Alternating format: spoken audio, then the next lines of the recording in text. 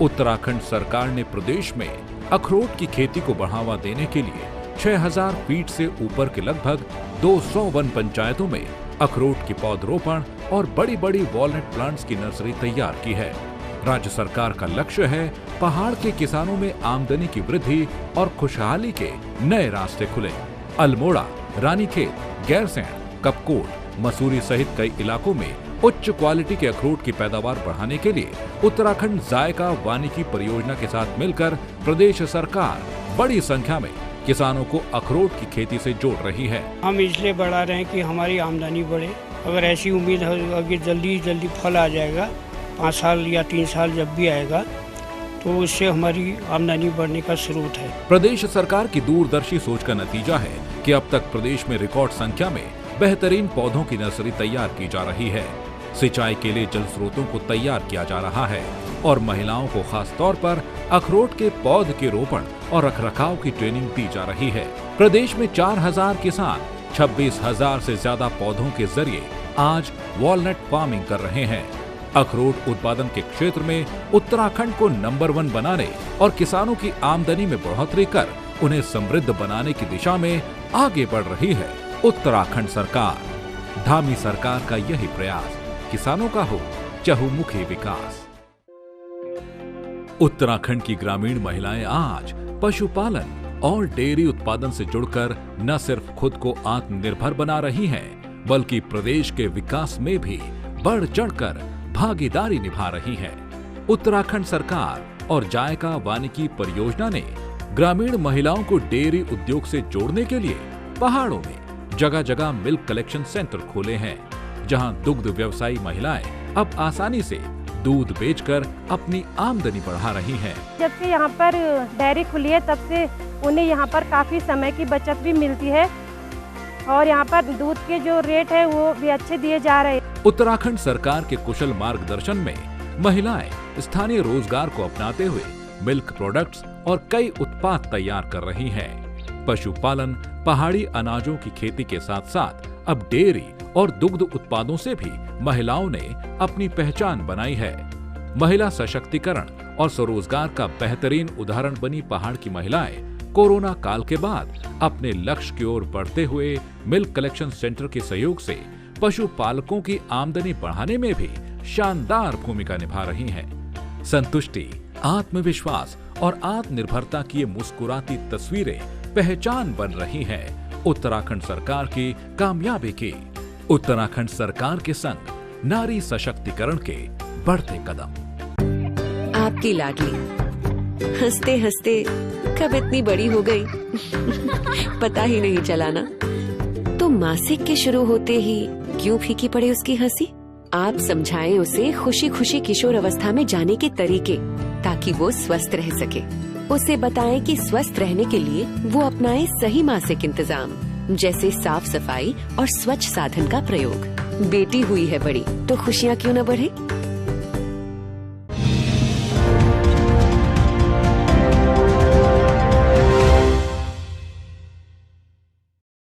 नमस्कार, देवभूमि समाचारों में आप सभी का स्वागत है। मैं हूं आपके साथ रक्षंदा खान। आगे आप मेरे साथ देखेंगे उत्तराखंड की तमाम छोटी बड़ी खबरें विस्तार से, लेकिन सबसे पहले एक नजर हेडलाइंस पर। हरिद्वार में निरंजनी अखाड़े के अभिनंदन समारोह में शामिल हुए सीएम धामी। देवस्थानम बोर्ड को भंग करने की घोषणा पर निरंजनी अखाड़े ने किया मुख्यमंत्री को सम्मानित। बाजपुर में यशपाल आर्य पर हुए हमले को लेकर कांग्रेस का प्रदर्शन। हरीश रावत ने मुख्यमंत्री से बातचीत में यशपाल के लिए मांगी सुरक्षा, सरकार को दिया अल्टीमेटम। 2022 की बिसात के लिए बीजेपी के चुनावी शंखनाद में पीएम मोदी विपक्ष पर जमकर गरजे। कांग्रेस की तरफ से पलटवार, केंद्र की सभी योजनाओं को बताया जुमलेबाजी। हेडलाइंस के बाद बुलेटिन में खबरें विस्तार से, और सबसे पहले बात करते हैं मुख्यमंत्री पुष्कर सिंह धामी की। हरिद्वार के भल्ला स्टेडियम पहुंचे मुख्यमंत्री पुष्कर सिंह धामी का भाजपा कार्यकर्ताओं ने जोरदार स्वागत किया। सीएम धामी निरंजनी अखाड़े के अभिनंदन समारोह में भी शामिल हुए, जहां पर वैदिक मंत्रोच्चारण के साथ साधु संतों ने मुख्यमंत्री पुष्कर सिंह धामी का जोरदार स्वागत किया। वहीं देवस्थानम बोर्ड को भंग करने की घोषणा पर अखिल भारतीय अखाड़ा परिषद के अध्यक्ष महंत रविंद्र पुरी ने पुष्प पुष्प गुच्छ भेंट देकर सीएम पुष्कर सिंह धामी को सम्मानित किया। कार्यक्रम में अखिल भारतीय अखाड़ा परिषद के अध्यक्ष श्री महंत रविंद्र पुरी, अखाड़ा परिषद के महामंत्री हरिगिरी, निरंजनी अखाड़े के आचार्य महामंडलेश्वर कैलाशनंद गिरी और अन्य संत भी मौजूद रहे।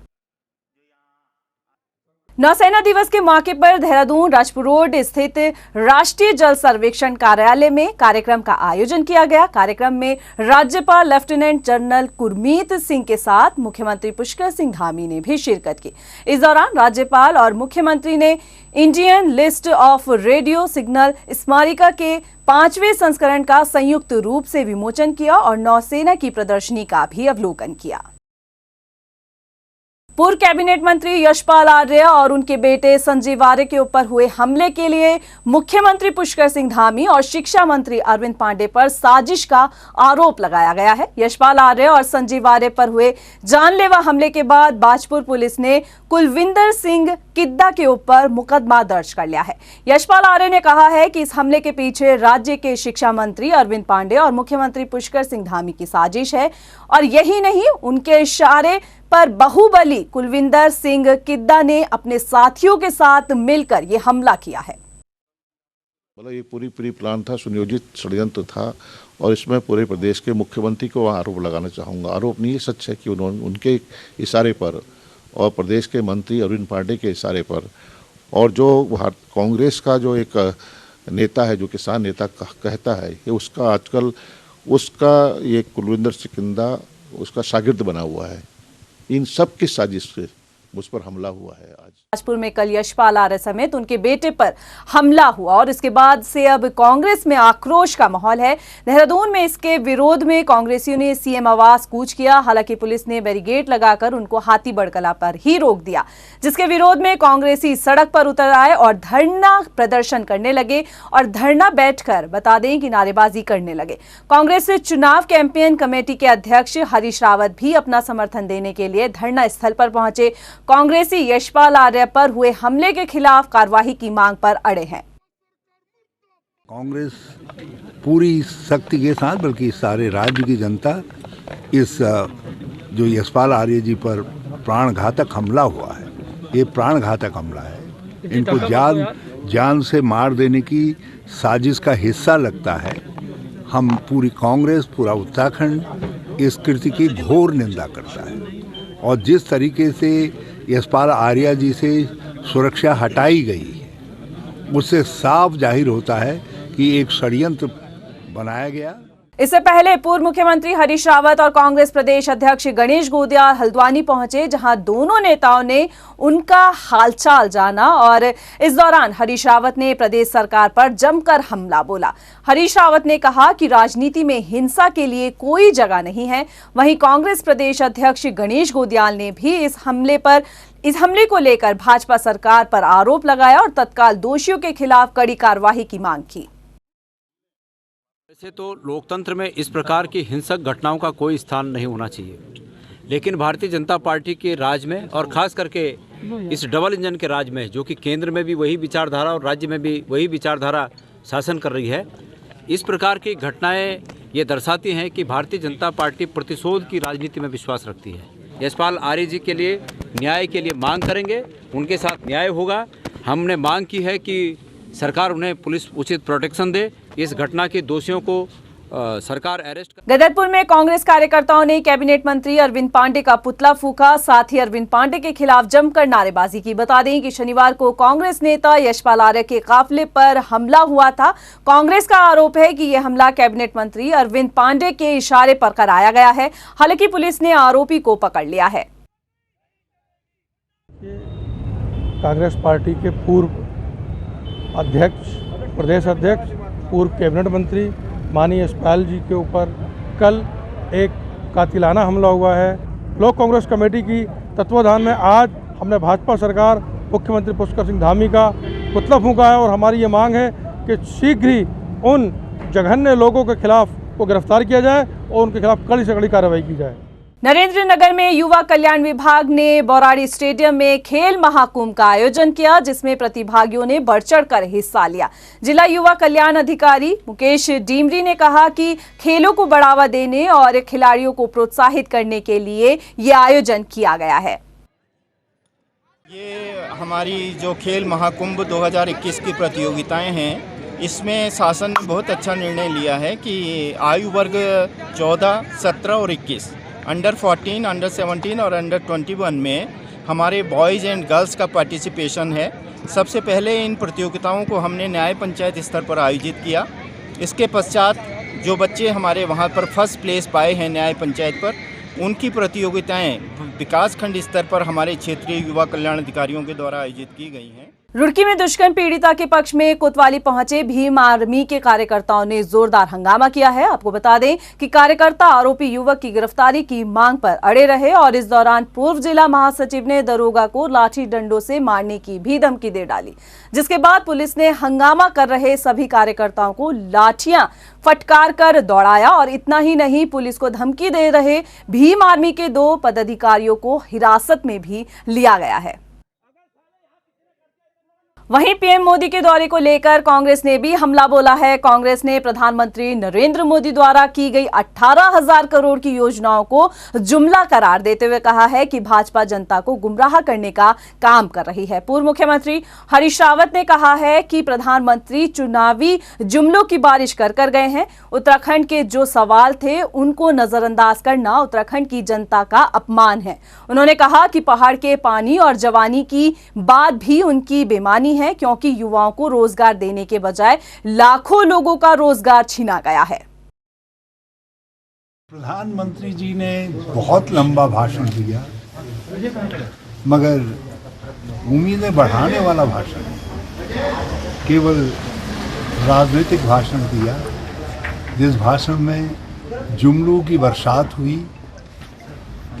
मगर जुमले सबको मालूम है, जुमले ही रह जाते। डबल इंजन के जुमले का कारनामा उत्तराखंड भुगत चुका है। आज प्रधानमंत्री मोदी उत्तराखंड दौरे पर आए और अपने भाषण के दौरान कई हास्यास्पद बातें कह गए। मोदी जी ने कहा कि 2000 में गठित हुए इस राज्य के में जो निर्वाचित सरकार आई उसने विकास के पहिए थाम दिए और ये डबल इंजन की सरकार का कमाल है कि आज विकास जो है सरपट दौड़ रहा है, तेज रफ्तार में दौड़ रहा है। मोदी जी अपने पहले वाले फॉर्म में दिखाई पड़े, वही जुमले, वही लच्चेदार भाषण, क्योंकि मोदी जी का भाषण ही उनका शासन है। वहीं प्रधानमंत्री नरेंद्र मोदी की घोषणाओं को लेकर यूकेडी के केंद्रीय अध्यक्ष ने भी आरोप लगाया है।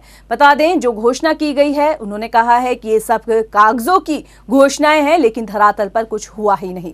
भाजपा अब तक सिर्फ घोषणाएं ही करती आ रही है। इसके साथ ही उन्होंने कहा कि पीएम मोदी की रैली के दौरान कोविड नियमों का भी जमकर धज्जियां उड़ाई गई।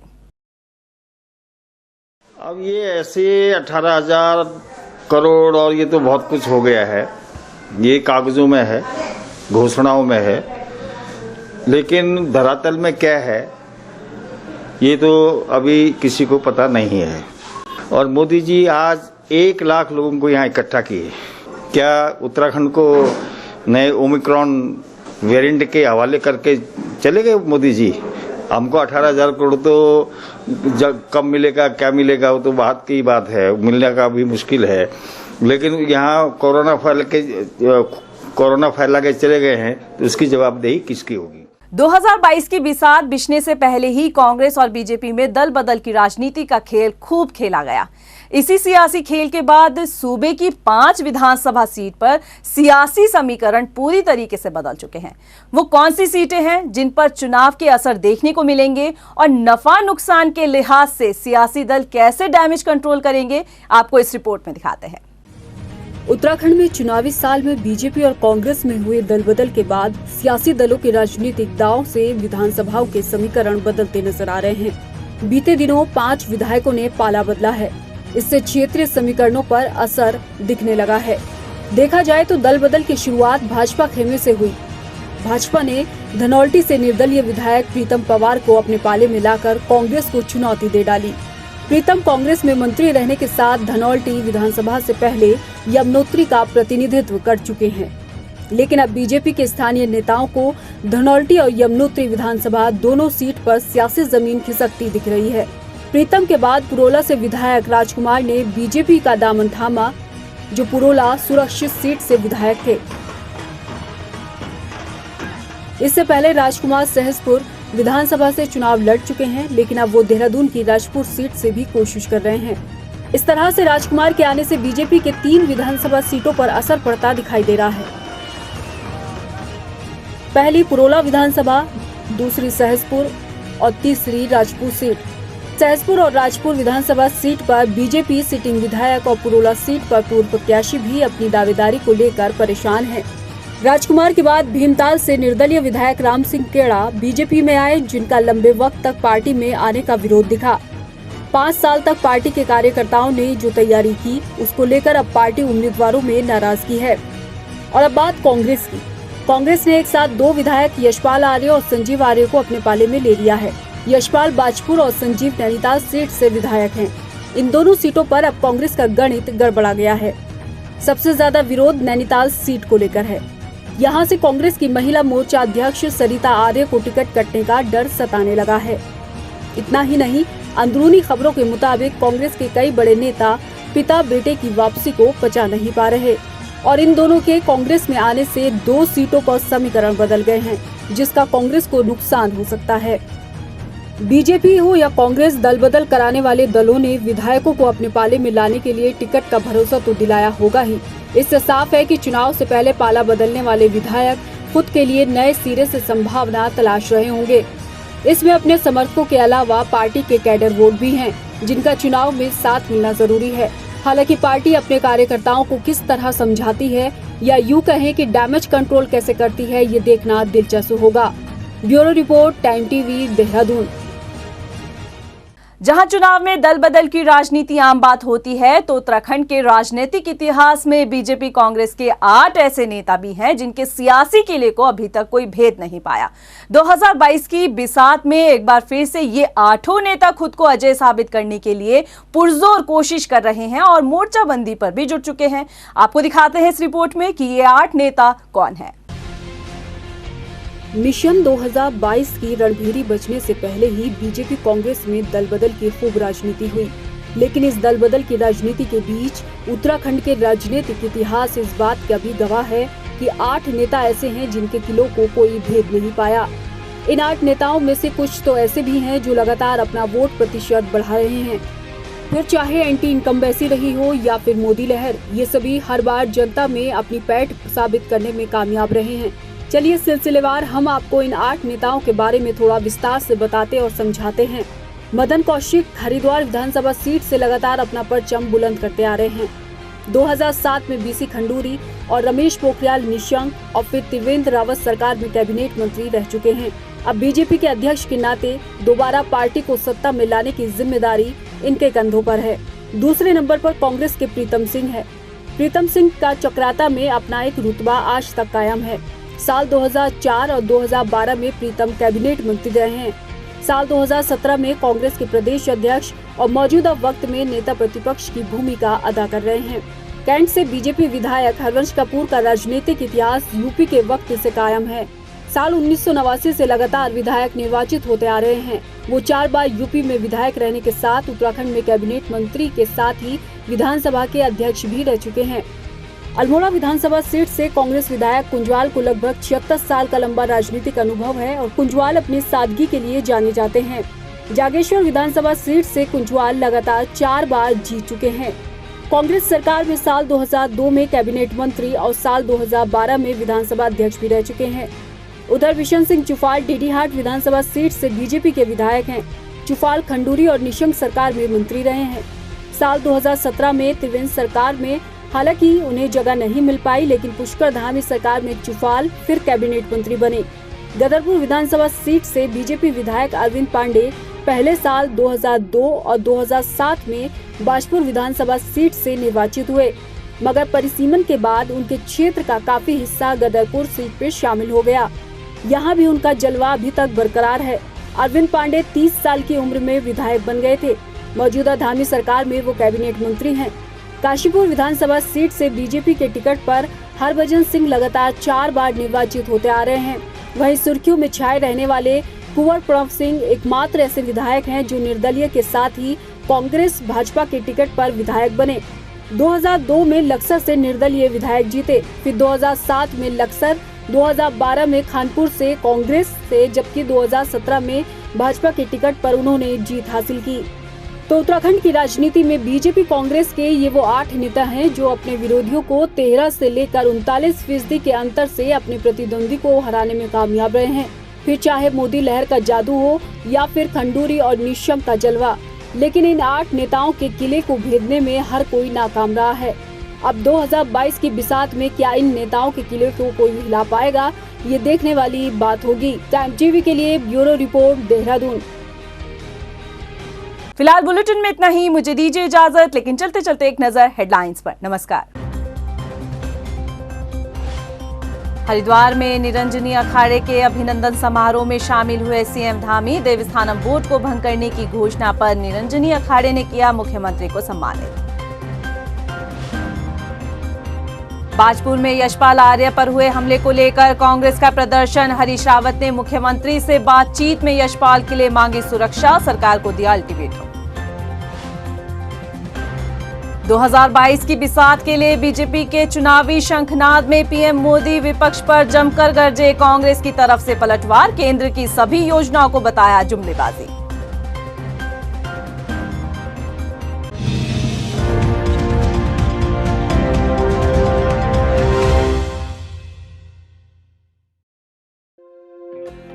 उत्तराखंड की ग्रामीण महिलाएं आज पशुपालन और डेयरी उत्पादन से जुड़कर न सिर्फ खुद को आत्मनिर्भर बना रही हैं, बल्कि प्रदेश के विकास में भी बढ़ चढ़कर भागीदारी निभा रही हैं। उत्तराखंड सरकार और जायका वानिकी परियोजना ने ग्रामीण महिलाओं को डेयरी उद्योग से जोड़ने के लिए पहाड़ों में जगह जगह मिल्क कलेक्शन सेंटर खोले हैं, जहां दुग्ध व्यवसायी महिलाएं अब आसानी से दूध बेचकर अपनी आमदनी बढ़ा रही हैं। जब से यहाँ पर डेयरी खुली है तब से उन्हें यहाँ पर काफ़ी समय की बचत भी मिलती है और यहाँ पर दूध के जो रेट है वो भी अच्छे दिए जा रहे हैं। उत्तराखंड सरकार के कुशल मार्गदर्शन में महिलाएं स्थानीय रोजगार को अपनाते हुए मिल्क प्रोडक्ट्स और कई उत्पाद तैयार कर रही हैं। पशुपालन, पहाड़ी अनाजों की खेती के साथ साथ अब डेयरी और दुग्ध उत्पादों से भी महिलाओं ने अपनी पहचान बनाई है।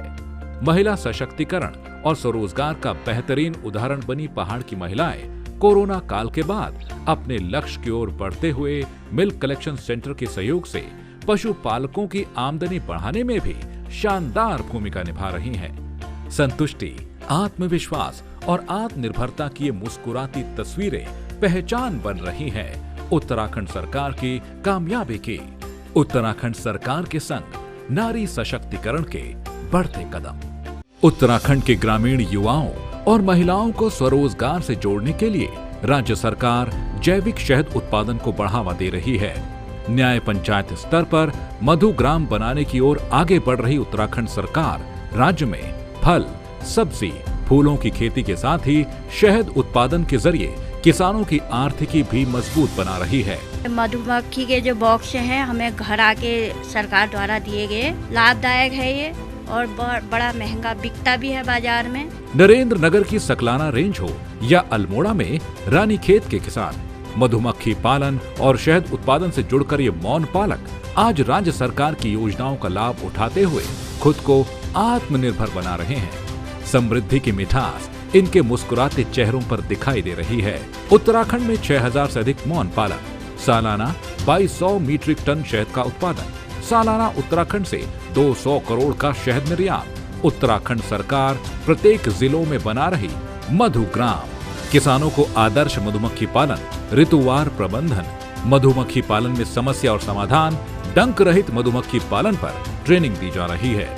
प्रदेश के किसानों ने समृद्धि का जो सपना अपनी खुली आंखों में संजोया है, उसको आज उत्तराखंड सरकार साकार कर रही है। स्वरोजगार ने खोले समृद्धि के द्वार, उम्मीदों के पथ पर उत्तराखंड सरकार। आपकी लाडली हंसते हंसते कब इतनी बड़ी हो गई पता ही नहीं चला ना। तो मासिक के शुरू होते ही क्यों फीकी पड़े उसकी हंसी? आप समझाएं उसे खुशी खुशी किशोर अवस्था में जाने के तरीके, ताकि वो स्वस्थ रह सके। उसे बताएं कि स्वस्थ रहने के लिए वो अपनाए सही मासिक इंतजाम, जैसे साफ सफाई और स्वच्छ साधन का प्रयोग। बेटी हुई है बड़ी तो खुशियाँ क्यों न बढ़े।